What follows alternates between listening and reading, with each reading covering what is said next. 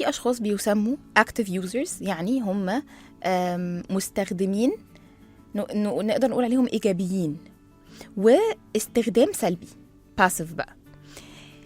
الاكتف ده معناه ايه؟ معناه ان هو بيحط، يعني بيصنع محتوى، بينزل بوستات، بيعبر عن نفسه في فيديوهات، كمان بيروح مثلا يعمل كومنتس لناس، وطبعا مش بتكلم على كومنتس وحشة، بس بتعبر عن رأيك بطريقة بدون ما أكيد تأذي أي حد يعني.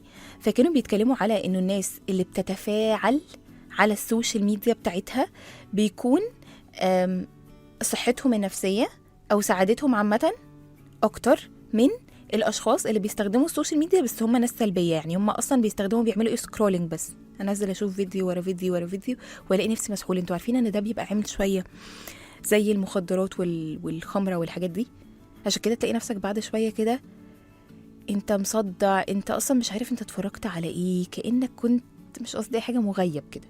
بس فهي بتبقى حاجه شبه كده فعلا.